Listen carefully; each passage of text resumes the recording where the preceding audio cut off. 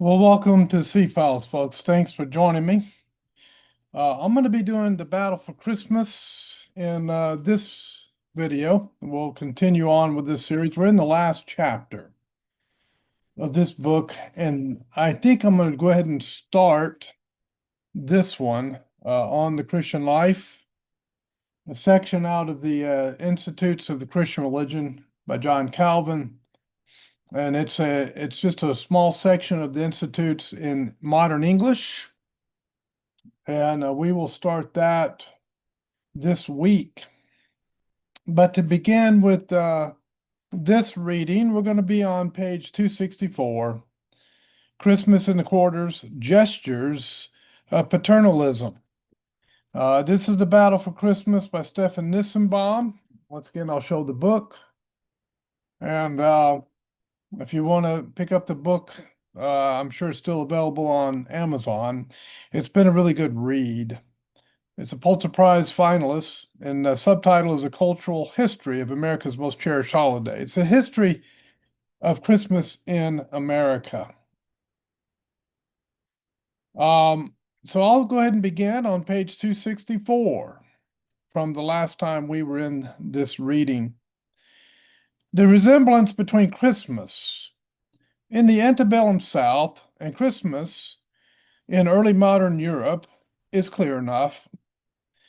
Present in both cases is the same carnival atmosphere, the intense and extended season of public revelry, the lifting of ordinary behavioral constraints, the stepping out of ordinary roles in the social hierarchy, the face-to-face giving of presents by the high in status to their poor dependents. But there is one striking difference between Christmas and these two societies. In the antebellum South, the axis along which all these holiday rituals were practiced was, above all, that of race, liberty. For the great majority of slaves, Christmas was marked by the same sanctioned relaxation of normal behavioral constraints that we have already encountered among whites. As the New York Times would point out in 1867, Christmas was the one time of year when slaves were released from the obligation to work, usually for several days. They became, in a sense, free from labor, free to do whatever they wished, free even to travel off their master's property.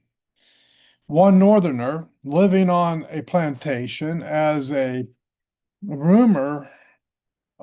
tutor to the owner's children, reported that throughout the state of South Carolina, Christmas is a holiday together with two of the succeeding days, especially for the black slaves. I'm not going to use the word he did.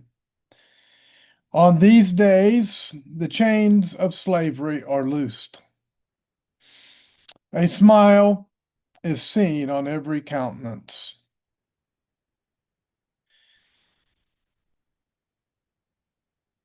The 3 days of holiday, this man noted, were, if anything, at the low end of the normal range, which probably ranged from 3 days to a full week.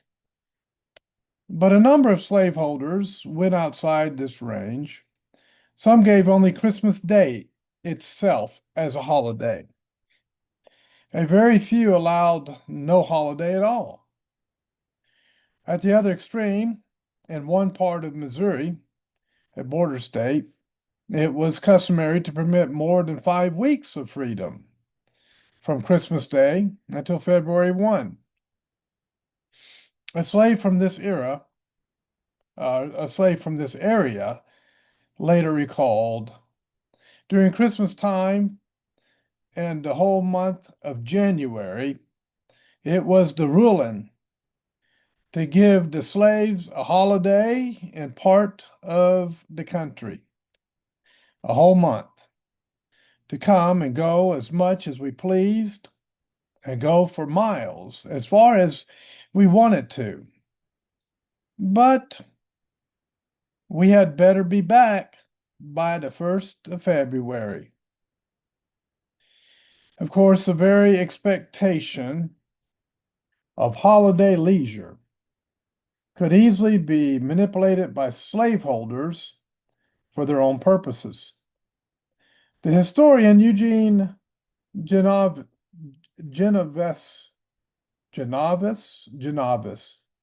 points out that the slaveholders used the promise of Christmas as an incentive to help get the plantation cleaned up after the harvest had been gathered. And there was always the threat of withholding holiday privileges if the slaves pleased their masters. But this was done very rarely. Genoves writes, throughout the South, the slaves claimed those arrangements sanctioned by local custom and generally got their way. There's a footnote here, a quite lengthy one, and I think I want to go ahead and hit this footnote. It says, see if I can find what it's referring to.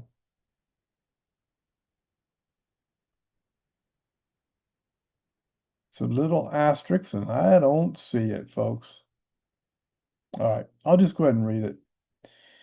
On the other hand, Charles Ball, a freed black who had for many years been a slave in South Carolina, suggested in 1831 that masters had the upper hand and that slaves had lost their traditional privileges as a result of the introduction of large-scale cotton production in the early 19th century.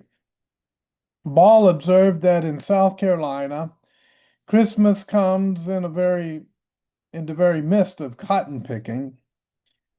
The richest and best part of the crop has been secured, but large quantities of cotton still remain in the field, and every pound that can be saved for the winds or the plow of the next spring is a gain of its value to the owner of the estate. For these reasons,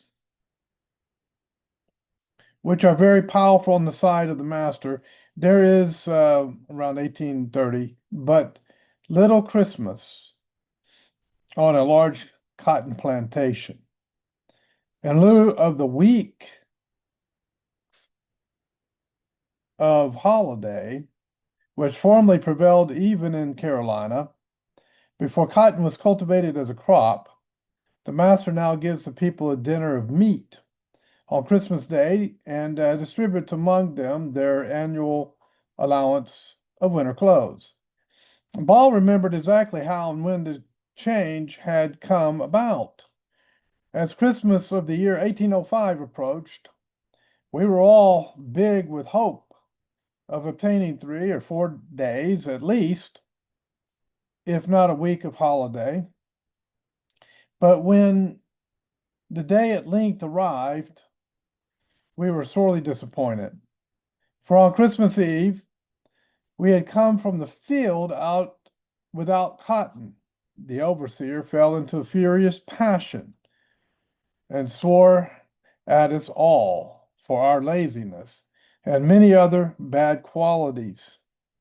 He told us that he had intended to give us 3 days if we had worked well, but that we had been so idle and had left so much cotton yet to be picked in the field that he found it impossible to give us more than 1 day, but that he would go to the house and endeavor to procure a meat dinner for us and a dram in the morning. We went to work as usual the next morning and continued our labor through the week, as if Christmas had been stricken from the calendar. And that's from Charles Ball, Slavery in the United States, a narrative of the life and adventures of Charles Ball, a black man, by Lewiston, Pennsylvania, 1836. All right. Interesting history. I just can't relate with that kind of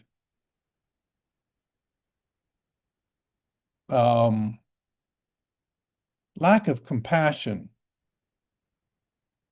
for your fellow human being. I mean, human beings can be very cruel. Frederick Douglass, who had been raised as a slave, offered an explanation of why planters sanctioned this custom. He argued that planters were forced to offer Christmas holidays in order to prevent insurrection, and that the practice actually served white self-interest by providing a safety valve, his own term, to contain black discontent.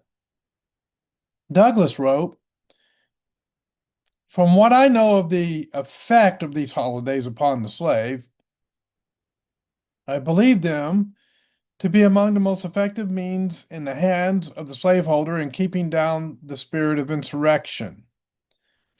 Were the slaveholders at once to abandon this practice, I have not the slightest doubt it would lead to an immediate insurrection among the slaves. These holidays serve as conductors or safety valves, a carry-off the rebellious spirit of enslaved humanity." Douglass was making a large claim for the importance of Christmas in slave society. Whatever the truth of his contention that without such a holiday, the South would be gripped by a series of strikes and revolts, Douglass's argument was based on a broadly shared assumption. Christmas was something that mattered a great deal in the slave community. The next section is on misrule. Slaves made many uses of their liberty. They might merely rest from work or sleep in. Try it again. They might merely rest from work or sleep in.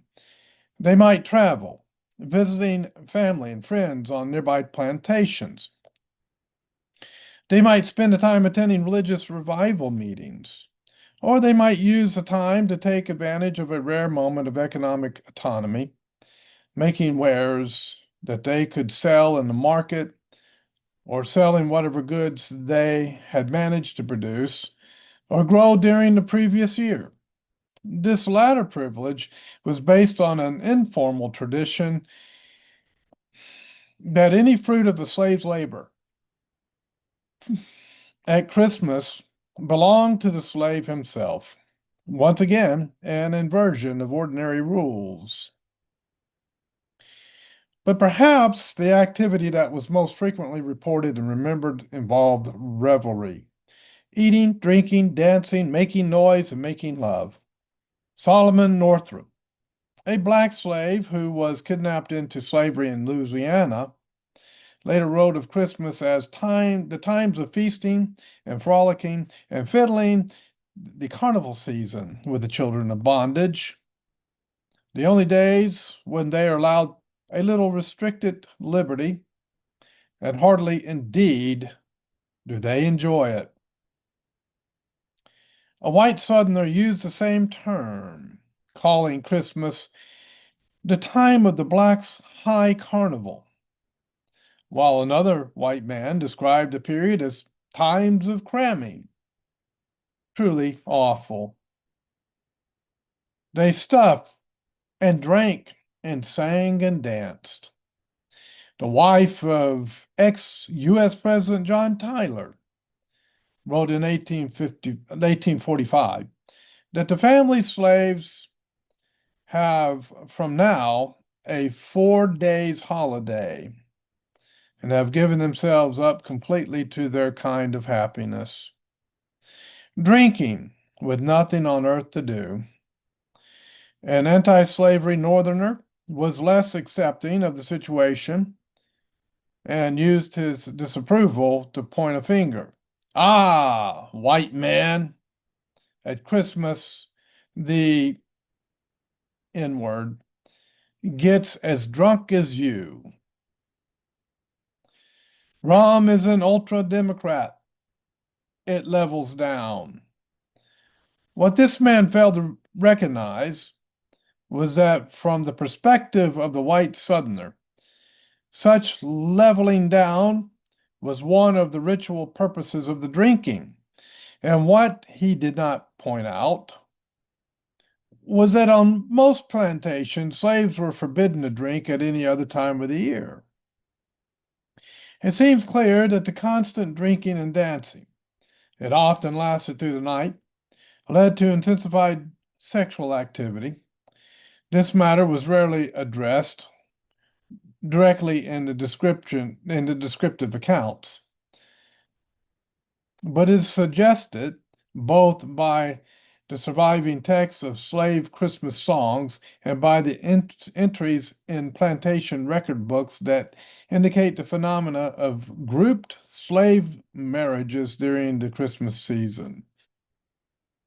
Young John Pierpont of Boston confided to his diary that no restraint is imposed upon their inclinations. No lash calls their attention from the enjoyment of all those delights which the most unrestrained freedom proffers. More than one visitor explicitly described the slave Christmas as a modern version of the old Roman Saturnalia.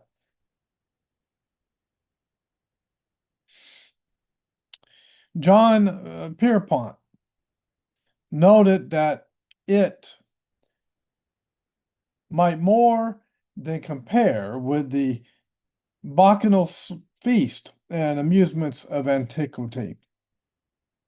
A reporter publicly wrote that Christmas was the great gala season of the black slave. I'll substitute the words that they used back then with something that's more proper today. But you know the word I'm speaking of. Derogatory today. I would never use it. It may be likened to the Saturnalia of the Romans. Now, if you're not familiar with Saturnalia, it was an ancient Roman feast having to do with Roman gods, god of Saturn. And in Saturnalia, they would swap places. The royalty would serve the slaves in Saturnalia. There's a lot, look it up, there's a lot to it. It's Saturn and then Alia.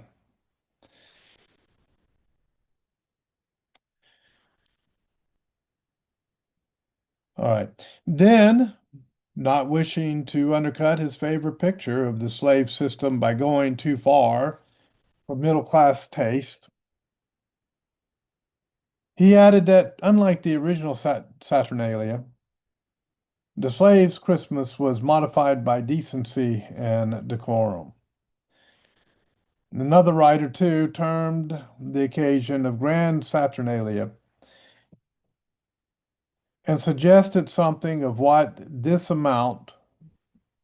Let me try it again. The phone disrupted me. Another writer, too, termed the occasion a grand Saturnalia and suggested something of what this amounted to in language whose euphemisms were not intended to conceal the author's meaning. From 3 to 4 days and nights are given as holiday, during which every indulgence and license consistent with any subordination and safety are allowed. All society seems resolved into chaos. Christmas in the quarters, it seems, was indeed a season of misrule.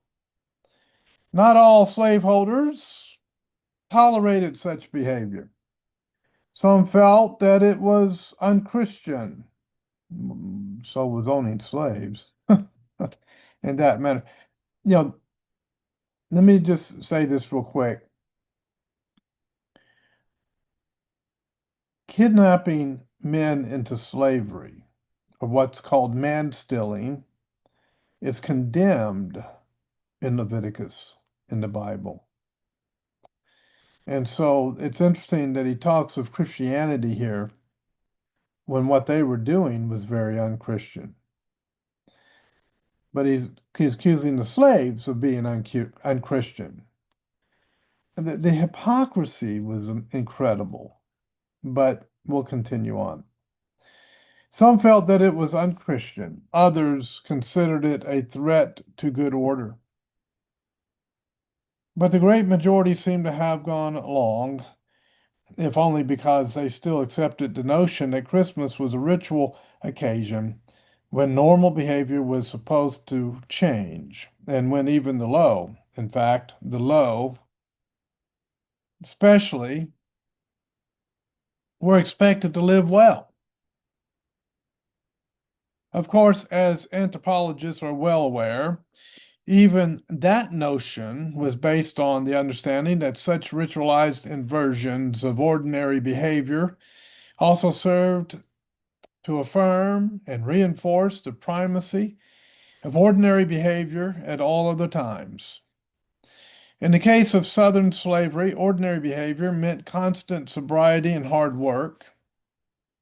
Some white Southerners openly argued that allowing their slaves the liberty to engage in seasonal excess was actually a means of maintaining good order and productivity. One Alabaman from Alabama, writing in 1852, argued, some will say that this plan will not do to make money, but I know of no man who realizes more to the hand than I. I'll bring this up so I can see the words better. It was Frederick Douglass who voiced the most powerful argument that owners allowed slaves to drink and lose their self-control at Christmas as a means of preserving white hegemony. Indeed, that owners actively encouraged such revelry. Douglass acknowledged that the majority of slaves spent the Christmas holidays drinking whiskey, and he added to this, as well as other forms of excess, was just what their masters wanted. Quote, their object seems to be to disgust their slaves with freedom by plunging them into the lowest depths of dissipation. For instance, the slaveholders not only like to see the slave drink of his own accord, but will adopt various plans to make him drunk. Thus, when the slave asks for virtuous freedom, the cunning slaveholder, knowing his ignorance, cheats him with a dose of vicious dissipation, artfully labeled with the name of liberty.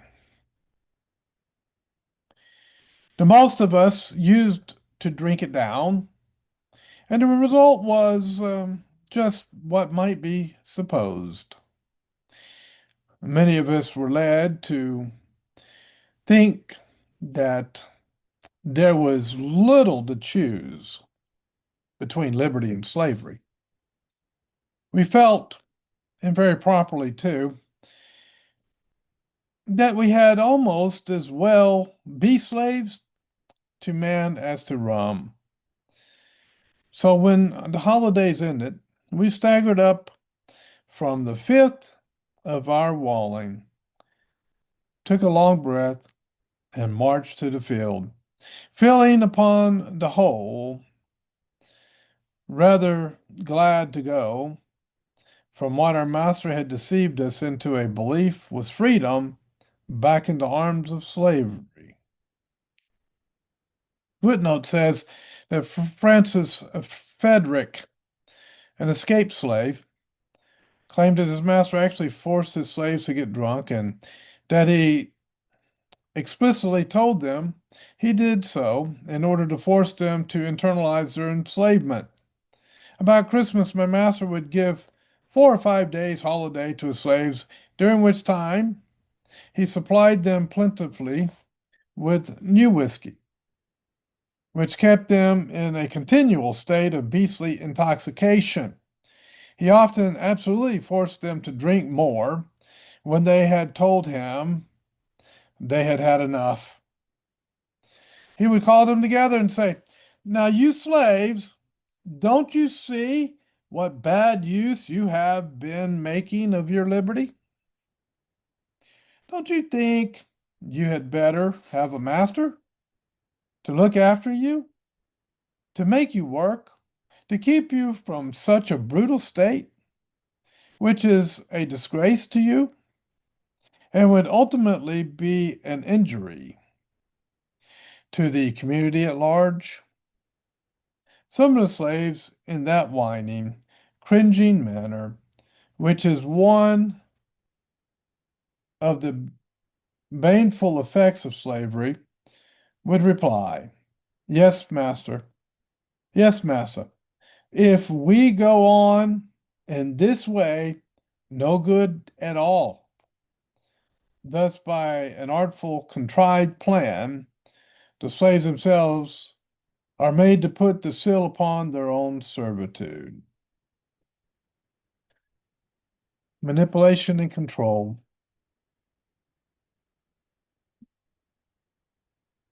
Frederick Douglass was by no means alone in believing that Christmas excess was demeaning to the slaves, but most of the African Americans who shared his distaste chose to express their response in pious Christian terms.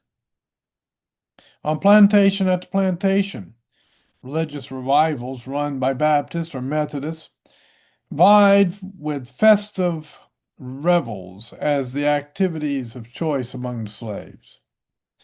Allen Parker, a former slave from North Carolina, recalled in some other cabin, perhaps on the same plantation, while the young people were dancing, the old ones would be holding a prayer meeting. Notice having been sent out, as in the case of the dance. Susan Dabney Smedes recalled a wholesale religious conversion that completely put an end to dancing on her grandfather's Mississippi plantation. She finally recalled those Christmases when, all day and all night too, she would hear the sound of the fiddles and banjos and the steady rhythm of their dancing feet.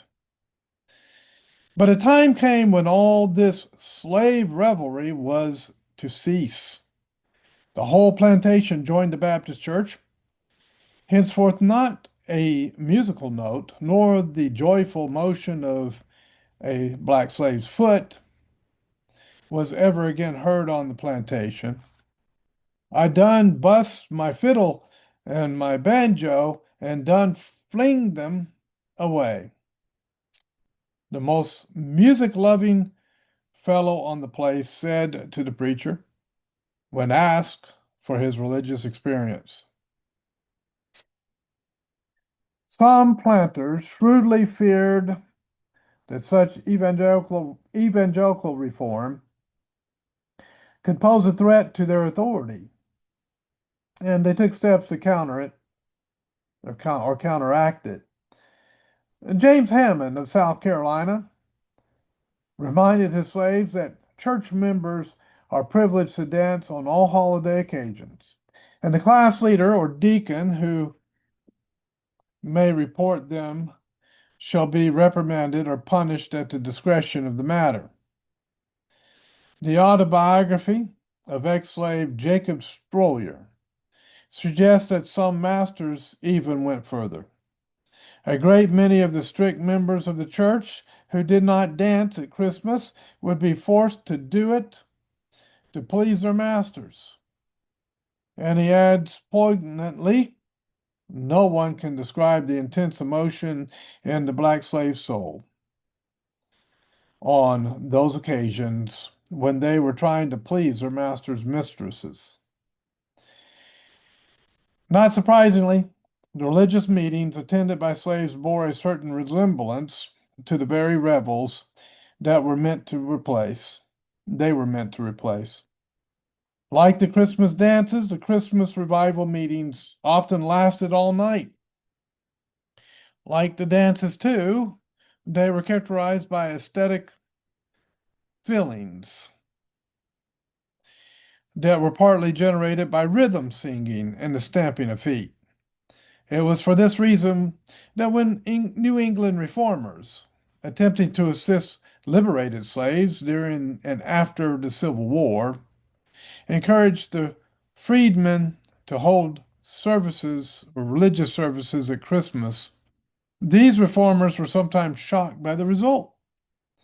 One such person spending Christmas 1862 with Colonel T.W. Higginson's Black Regiment at the newly liberated Port Royal, South Carolina, was startled at the soldiers' behavior. They had no taps Christmas Eve or night, and enlisted men kept their shout up all night. As a result, 1878, another New England abolitionist who had founded a school for freedom in Lottsburg, Virginia, was utterly dismayed by what happened at a Christmas service she had carefully set up for them.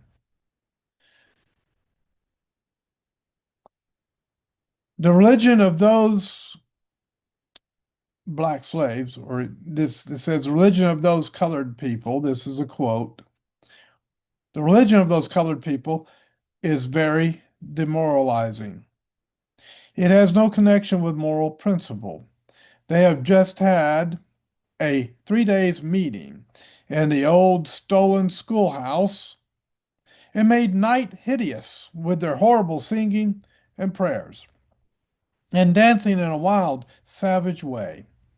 The noise and shuffling and scraping can be heard in every direction. And our house, though not very near, seems almost shaken by their dancing. I'll leave off there at 270, and we'll come back with gifts. This is a hard section to read because I have to be careful on some of the words that are written here. I have to kind of change the wording a little bit because of it's quoting 1800s language and not appropriate for YouTube. We don't have too far to go. Couple more readings, maybe three more readings, and we'll be through the last chapter. Maybe we'll do the epilogue after that, which is pretty short. But yeah, this is difficult toward the end here. But it's a history that we really shouldn't ignore. Um, History can be tough sometimes. I read a lot of history because it really tells the truth. I mean, it really just lays out the realities of the nature of man and how cruel man can be or how wonderful and gracious man can be, but the cruelty seems to always come out. And that's hard for us to, you know, that's hard for us to see ourselves that way. But in reality, that's the history of mankind. And slavery was not only limited to the Atlantic slave trade, right? The transatlantic slave trade. There was slavery going on in North Africa where whites out of Europe were being enslaved, captured in Europe, being enslaved into North Africa in very cruel fashions by Muslims, black Muslims, and Barbary pirates. Different people have been enslaving each other since the early days of mankind. And it's a horrible and horrific thing. It really is. But we have to kind of face that history, don't we? All right. Well, I'll leave it there. Thank you for watching. I'll see you next time on C-Files. I am going to go ahead in the next reading and get into on the Christian life. A new translation of John Calvin's section on the Christian life out of the Institutes of the Christian Religion. All right, we'll catch you later.